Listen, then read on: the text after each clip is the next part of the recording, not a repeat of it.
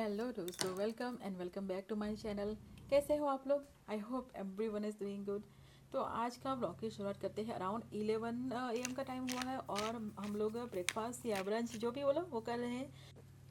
और यहाँ पे जो ब्रेड बनाई है ना वो होममेड है, 100% होममेड आटा की।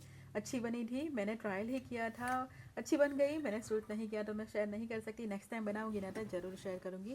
एवोकाडो के ऊपर लेमन और पेपर और थोड़ा सा सॉल्ट डाल के ये परफेक्ट जाता है चाय के साथ कॉम्बिनेशन। और मैं थोड़ी सी अब डिनर की प्रिपरेशन करूँगी। अब वीर को लेने जाऊँ ना उससे पहले मैं सब प्रिपेयर करके जाऊँगी। तो खैर यहाँ मैं फ्रीज में से सब चीज़ें निकाल ली जो जो मुझे आज लगने वाली है, क्योंकि वेजिटेबल्स ये कच्ची वाली होती है ना, उसके क्लीन करना एक बहुत बड़ा टास्क होता है। जैसे ये टमाटोस हो गए, बहुत ज़्यादा वैक्स होता है उसके ऊपर। तो इसको है ना पहले गर्म पानी से, एकदम गर्मा गर्म पानी से मैं क्लीन कर लेती हूँ ताकि वैक्स पूरा निकल जाए। और उसके बाद ठंडे पानी में डालूंगी। और ये लेटस है ना, उसको गर्म पानी में तो क्लीन कर नहीं सकते, इसे ठंडा पानी में ही करेंगे ताकि ये क्रंची रहे। तो सैलड बनेगा। सैलड के लिए यहाँ पे मैंने आइसबर्ग लेटस के सब पत्ते निकाल लिए हैं, अलग कर लिए, सेपरेट कर लिए हैं। और फिर इसको मैंने वॉश कर लिया रेगुलर वाटर से। फिर बेकिंग सोडा वाले पानी में डुबो के रख दूँगी। साथ में मैंने बेल पेपर और टमाटोज भी डाल दिया अराउंड 20 मिनट्स तक, और ठंडा पानी में ही। दूसरी तरफ मैंने पनीर के क्यूब्स मेरे पास ऑलरेडी मैरिनेटेड थे तो उसको मैंने एयर फ्रायर में रख दिया ताकि ये टोस्ट हो जाए। और यहाँ पे सैलड के लिए भी चॉपिंग कर लूँगी, लेटस और साथ में थोड़े से cucumber, red bell pepper, onion और कैरेट्स। और मैं थोड़ा सा सोच रही थी कि एप्पल भी डाल दूँ। तो एप्पल भी इस तरह से अच्छे से वॉश करके बेकिंग सोडा वाले पानी में थोड़ी देर डुबो के रख देंगे ताकि उसके ऊपर के पेस्टिसाइड्स जितना निकाल सको ना वो निकल जाए।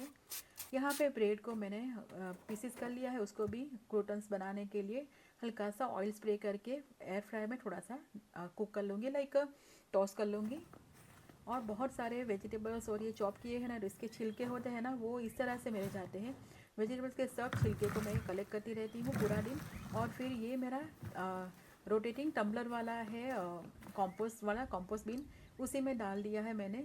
इस तरह से एवरीडे ऑलमोस्ट थोड़ा थोड़ा थोड़ा जाता है। फ्रूट्स के नहीं डालने हैं छिलके, सिर्फ वेजिटेबल्स और ये सब निकले हैं ना उसी के डालने हैं। बाहर धूप अच्छी है, आज सुबह भी थोड़ा सा ठंडा था। तो मुझे है ना कुछ ज़्यादा ही ठंड लगती है, घर में सबको इतनी ठंड नहीं लगती, मुझे ज़्यादा ठंड लगती है। तो अभी धूप निकली है ना तो अभी अच्छा लग रहा है। तो बाहर धूप में चलने का मन कर जाए ना, जैसे घूमने का मन कर जाए ना, थोड़ी थोड़ी सी धूप सीख रही हो तो अच्छा लग रहा है। तो मैं बाहर निकली थी, पहले मैंने सोचा मैं ऐसे ही वॉक करूँगी। फिर मैंने थोड़ा सा वॉक भी किया और गार्डन में मुझे कुछ वीड्स और ये सब दिख गया तो थोड़े से वीड्स भी निकाले। और फिर मैं यहाँ पर थोड़ी देर बैठूंगी क्योंकि वीर को लेने जाऊँगी। उसके बीच में मेरे पास आज आधा घंटा बच गया है और मैंने सोचा मैं थोड़ी सी रिलैक्स होंगी। एवरीडे कुछ टाइम टू टाइम फॉलो करते करते काम करना होता है ना, तो बीच बीच में इस तरह से बॉडी को रिलैक्स भी करना चाहिए। बाहर बहुत अच्छा लग रहा था, बहुत सारे बर्ड्स की आवाज़ आ रही थी ना, तो बहुत एकदम रिलैक्स जैसा लग रहा था। और साथ में थोड़ी सी मैं मेथी भी ले आई थी। तो हम लोग सब सैलड खाएंगे पर वीर सैलड नहीं खाएगा, तो उसे रोटी पिज़्ज़ा जैसे बना के दे दिया। और आफ्टरनून का टाइम है, सैलड ही खाने वाले हैं। तो कुछ काम इतना ज़्यादा था नहीं। और बाहर बैकयार्ड में मैंने सुबह ही देखा था तो बहुत सारा वीड्स इस एरिया में हो गया था। और इतनी ज़्यादा गर्मी भी नहीं थी ना, तो ये भी क्लीन करना ज़रूरी होता है। गार्डनिंग करना हो ना तो बहुत सारा काम होता है। गार्डनिंग ऐसे इजीली नहीं हो जाता। हमें लगता है ना कि क्या करना है, प्लांट्स डालना है, बस प्लांट्स अपने आप बड़े होते रहेंगे और फिर ये उसके ऊपर वेजिटेबल्स या फ्रूट्स आ जाएंगे। पर ऐसा नहीं होता। वीड्स है ना एक ऐसी चीज़ है ना जो बहुत डिफ़िकल्ट है। गार्डनिंग जो करते हैं ना, फार्मिंग करते हैं, उन लोगों को पता होता है कि आपको कंटिन्यूसली होल सीज़न वीड्स को तो क्लीन करना ही रहता पड़ता है। अब बाकी के प्लांट्स अच्छे होंगे कि ना होंगे, पर वीड्स तो बहुत जल्दी ग्रो हो जाता है और जो मेन प्लांट है ना उसको ओवर पावर कर जाता है। तो मैंने बहुत सारा वीड्स भी निकाला। और ये मेरा ब्लैकबेरी का प्लांट है जिसके ऊपर से हम हर साल बहुत सारे ब्लैकबेरीज खाते हैं। तो ब्लैकबेरीज का क्या होता है ना, नए हर साल नए इस तरह से ब्रांचेस आते हैं। और पुराने वाले जो ब्रांचेस है ना वो सूख के खराब निकल जाते हैं। तो ये पूरे नए ब्रांचेस है इस साल के। और उसके ऊपर बहुत सारे लीव्स भी आ गए और यहाँ पे है ना सब जगह पे ब्लैकबेरीज आएगी। तो मुझे इसे फर्टिलाइज भी थोड़ा सा करना है, थोड़ा सा मेंटेनेंस का काम है। और यहाँ पे सीड्स गिरे हुए होंगे ना धनिया के, वो अपने आप ही ग्रो हो रहे हैं। जैसे धनिया मैच्योर हो गए उसके ऊपर सीड्स आ जाते हैं ना, वो गिर जाता है तो मैं गिरने ही देती हूँ। तो वो फिर सीज़न आएगी ना तो फिर यहाँ पे स्टोर भी हो जाते हैं पूरे विंटर में, और ये फिर ग्रो भी हो जाएंगे। और यहाँ पे भी जहाँ देखो ना वहाँ पे वीड्स वीड्स ही है। बाहर जो लॉन वाला एरिया है ना वहाँ पे तो वीड क्लियर वो डाल जाते हैं, पर वहाँ वेजिटेबल्स के साथ में तो हम नहीं डाल सकते, तो पूरा हाथ से ही निकालना पड़ता है।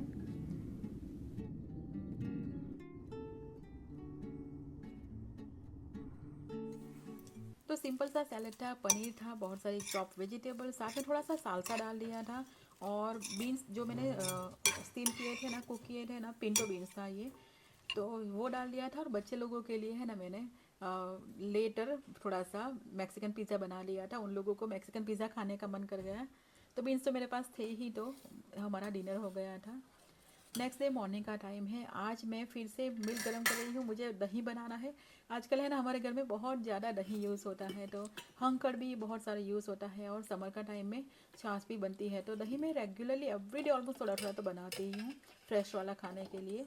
और है ना ये सोया चंक्स मेरे पास थे, तो मैंने सोचा उसका यूज़ कर लेते हैं। वैसे मुझे इतनी ज़्यादा पसंद नहीं है, पर घर में बाकी सब लोगों को पसंद है। तो आज कुछ टेस्टी वाली सैंडविच बनाने वाली हूँ, हेल्दी वाली, टेस्टी वाली, बहुत यमी लगी सैंडविच भी। तो मैंने सोया चंक्स को गर्म पानी में 2 से 3 मिनट तक इसे बॉईल कर लिया था। ठंडा होकर पानी निकाल के इसकी क्रश कर लिया है।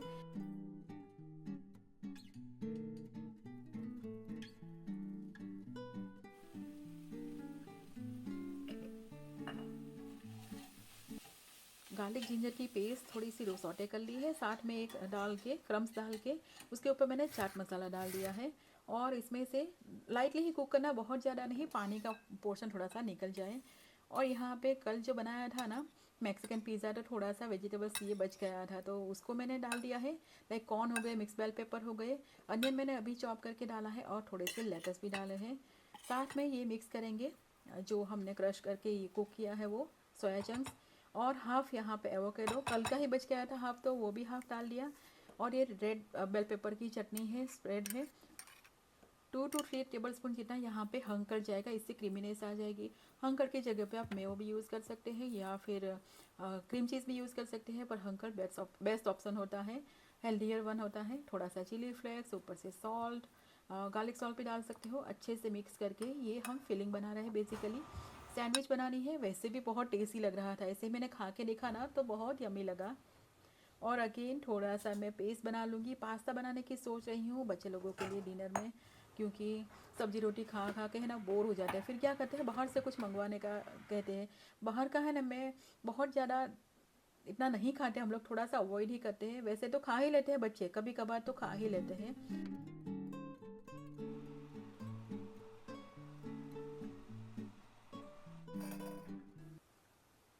तो थोड़ा सा 2 दिन पहले का दही बच गया था, तो मैंने सोचा उसका हंकर बना लेते हैं। कुछ मैं सोच रही हूँ कुछ योगर्ट, फ्रोज़न योगर्ट जैसा भी कुछ बनाओ ऐसा सोच के, या फिर श्रीखंड। पर थोड़ा सा ही बचा है, तो कुछ चटनी में, ड्रेसिंग में यूज़ हो जाएगा। दही है ना थोड़ा सा फ्रेश वाला हो ना, 2 दिन तक खाओ, फिर तीसरे दिन खाओ ना तो थोड़ा सा खट्टा लगना स्टार्ट हो जाता है, तो उसका इस तरह से यूज़ कर लेंगे। तो थोड़ा सा ही, पर मैं यहाँ पे हंकर करने के लिए रख दूँगी। 3-4 घंटे तक यहाँ पे से पानी निकलता रहेगा। और वैसे भी आज मैं है ना कुछ बनाने वाली हूँ, कुछ नया ट्राई करने वाली हूँ, जो वेदांत ने मुझे सजेस्ट किया कि इस तरह से बना सकते हो। तो उसके लिए भी मुझे हंकर चाहिए, एक्चुअली ग्रीक योगर्ट चाहिए, पर वो मेरे पास अभी है नहीं, तो मैं हंकर का यूज़ कर लूँगी। तो सैंडविच एकदम सिंपल तरीके से बनाऊंगी। जो फिलिंग बनाया था उसको मैंने यहाँ पे ढेर सारा यहाँ पे ब्रेड के बीच में डाल दिया, और लाइटली ही टोस्ट कर लिया, और बहुत यम्मी लगी। मैंने सोचा था उससे ज़्यादा टेस्टी लगी। और मैं एक्चुअली बोल रही हूँ, कभी ट्राई नहीं किया तो इस तरह से ट्राई ज़रूर करना, एक बार तो ज़रूर ट्राई करना। हेल्दी भी हो जाएगा और टेस्टी भी हो जाएगा, और बहुत क्विकली हो जाने वाली रेसिपी है।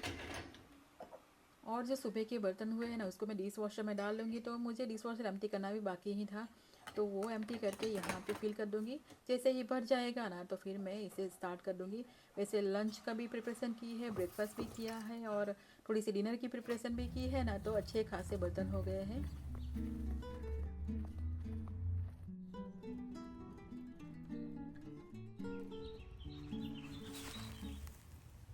और अभी है ना थोड़ी थोड़ी गार्डनिंग भी स्टार्ट करनी पड़ेगी। थोड़े से सीड्स भी मैंने ट्राई करूँगी गार्डन में डालूँ अभी।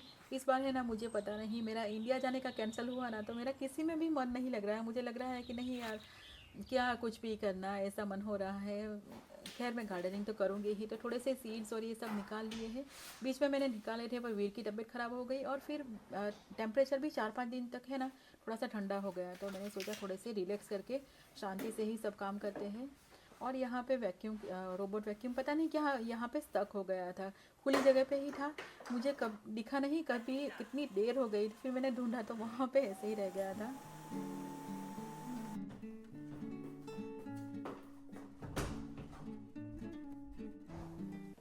और है ना, धूप अभी अच्छी है और टेम्परेचर अच्छा दिखा रहा है। बहुत दिनों 15 दिन तक का मैंने देख लिया है, तो मैंने सोचा ये वाले मेरे इंडोर प्लांट्स हैं ना, उसको अच्छे से पानी पिलाते हैं आज। जो बड़े बड़े लीव्स वाले प्लांट्स होते हैं ना, तो उसे तो अच्छा खासा पानी चाहिए होता है। और ठंड की सीज़न होती है ना, तो मुझे पानी में इसे रखना थोड़ा सा डेंजर लगता है कि नहीं कहीं ख़राब ना हो जाए, तो मैं थोड़ा थोड़ा ऊपर से ही देती रहती हूँ। अभी विंटर ख़त्म ही हो गया है, तो पानी इस तरह से दूंगी। पॉट्स को मैंने निकाल लिए हैं, जहाँ पे होल्स वाले जो अंदर वाले पॉट्स हैं ना, और इसको 2 घंटे तक कम से कम यहाँ पे रखूँगी, बहुत ज़्यादा टाइम नहीं। 2 to 2.5 आवर्स में इसे मैं निकाल लूँगी, ताकि ये पूरा अपना पानी जितना पीना हो ना वो पी जाए। और ये लीव्स है ना, थोड़े से मुझे लग रहे हैं डस्टी जैसे हो गए हैं, पर आज तो मैं नहीं क्लीन करूँगी, उसे अच्छे से पानी पीने दूँगी, डिस्टर्ब नहीं करूँगी। एक टाइम पे एक ही काम, वही अगर मैं साथ में सब करूँगी ना, तो मैं भी टायर्ड हो जाऊँगी और प्लांट्स भी बेचारे शॉक में आ जाएंगे। तो सभी प्लांट्स जिसको यहाँ पे भी थोड़ा सा मैंने रख दिया, अलग अलग जगह पे जहाँ से रखे हैं ना, वहाँ से उठा के पॉट में रख दिया है। 2 आवर्स तक मैं इसके बाद वीर को लेने जाऊँगी और आने के बाद इसे निकाल लूँगी। और ये वाला मेरा पीस लिली का प्लांट है ना, बहुत फैल गया है। जब मैं लाई थी ना, तो बहुत इसमें से आधा ही था। तो जहाँ पे हम रखते हैं ना, वहाँ पे सब लोगों को रास्ते में आ रहा है। जाते जाते सब लोग इसे टच करके लीव्स को ऐसे थप्पड़ लगा लगा के जा रहे हैं, वीर और वेदांत और ये। तो मैंने सोचा मेरे प्लांट को मुझे सेव करना है ना, तो इसे मुझे साइड पर रखना पड़ेगा। तो ये मुझे परफेक्ट जगह लगी, यहाँ पे रख दिया है। अच्छा खासा फैल गया है ना, तो इसे अच्छी स्पेस भी चाहिए और धूप भी यहाँ पे आएगी।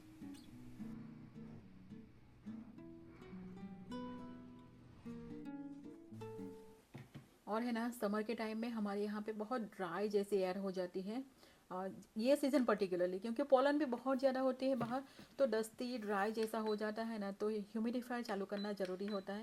विंटर में ह्यूमिडिफायर की ज़रूरत होती है। पर यहाँ पे मैंने थोड़ा सा फ्रेगरेंस डाल दिया है, तो पूरा घर एकदम रिफ़्रेश हो जाएगा। एकदम हल्की हल्की सी खुशबू आनी स्टार्ट हो जाएगी और मॉइस्चर भी आ जाएगा ना, तो बहुत अच्छा लगता है।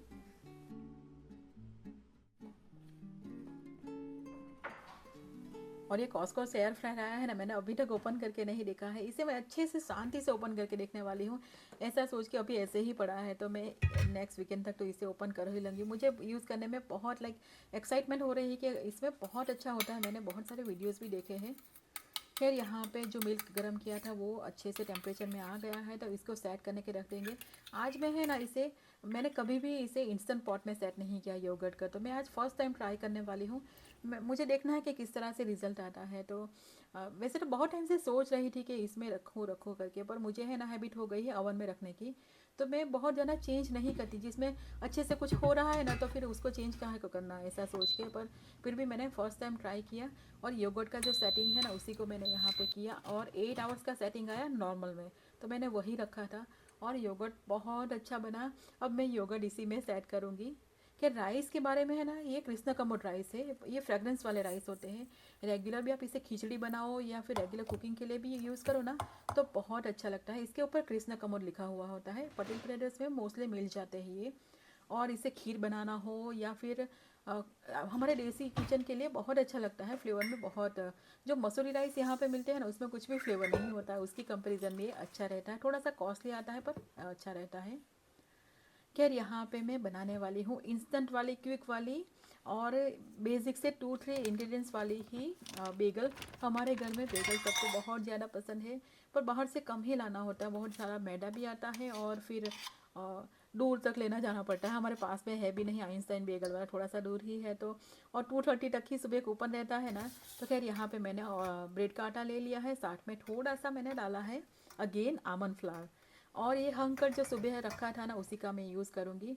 मेज़रमेंट में डाल दूँगी। और इसे बेकल बहुत अच्छी बनी थी, टेस्टी बनी थी, और एकदम क्विक वाली। इसे नहीं फर्मेंटेशन प्रूफिंग के लिए रखना या कुछ नहीं, जैसे ही आटा लगा लिया ना, और बेगल का शेप दो और बेक कर लो, और क्विकली हो जाती है। तो यहाँ पे आटा, साथ में सॉल्ट डाला है, और 1 कप मैंने डाला है हंकर। इसकी जगह पे आप चाहो ना तो ग्रीक योगर्ट यूज़ कर सकते हो। मैं नेक्स्ट वीकेंड जाऊँगी ना कॉस्को, तो ग्रीक योगर्ट लाऊंगी और ट्राई ज़रूर करूँगी। इस तरह से ग्रीक योगर्ट को आप अपने खाने में यूज़ कर सकते हैं। वैसे खाओ ना, तो मुझे उसका फ्लेवर बिल्कुल भी अच्छा नहीं लगता है। जैसे पुराना वाला दही हो ना, बिल्कुल ऐसा फ्लेवर आता है मुझे। पता नहीं, मुझे ही आता है कि बाकी लोगों को भी आप लोग बताना कि किस तरह का फ्लेवर आता है जो ग्रीक योगर्ट होता है। जैसे 4-5 दिन योगर्ट को बाहर रखा हो ना, और फ्लेवर आए ना, बिल्कुल वैसा फ्लेवर आता है मुझे तो।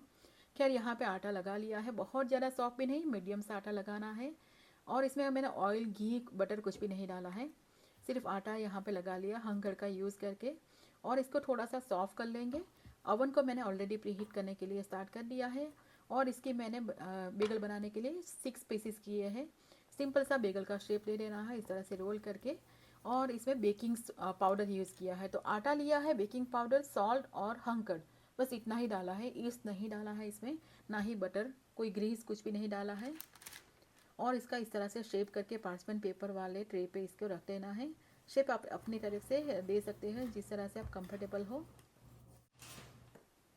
और ऊपर से मैंने मिल्क वॉश दिया है, उसके ऊपर मैं कॉस्को जाऊँगी ना तो बेगल के ऊपर डालने वाला जो चीज़ें आती है ना, वो भी एक ले ही आऊँगी।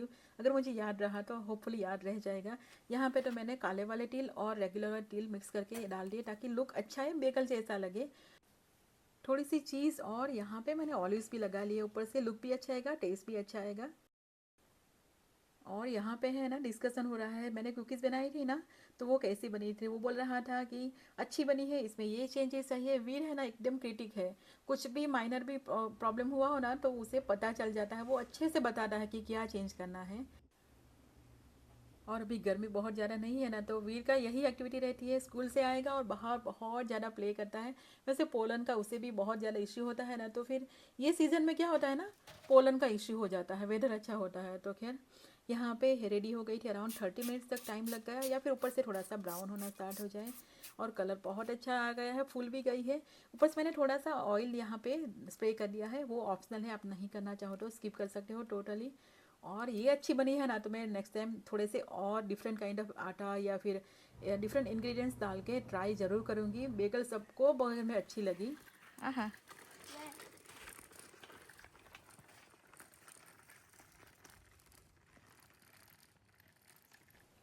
और गार्डनिंग तो मैं सबको सिखाती हूँ, किसी ना किसी तरह से इन्वॉल्व ज़रूर करती हूँ। तो आज वीर का टर्न था, वो अच्छे से कर रहा है, तो उसे सीख भी जाएगा थोड़ा बहुत। Show me your T shirt. I have a crazy mom and I'm not afraid No, to use it's not that t-shirt. It's different one. This one is. I pause my game to I be paused here. my game to be. तो बेगल अच्छी बनी ना, तो मैं बहुत ज़्यादा excited थी, तो मैंने कट करके पीसीस करके सबको खिला रही कि टेस्ट करो कैसी बनी है, कैसी बनी है। एकदम अनबिलीवेबल रिजल्ट मिला मुझे, टेस्ट वाइज मच बेटर थी जो बाहर से बेगल लाए। चुई इतनी ज़्यादा नहीं थी, पर अच्छी थी। तो सबको मैंने थोड़ा थोड़ा टेस्ट करवाया कि नहीं देखो अच्छी बनी हो ना, तो फिर मैं नेक्स्ट बैच बनाऊँगी। तो ये तो फटाफट से फिनिश कर लिया सब लोगों ने, ऐसे ही खा के, गर्मा गर्म अच्छी लग रही थी।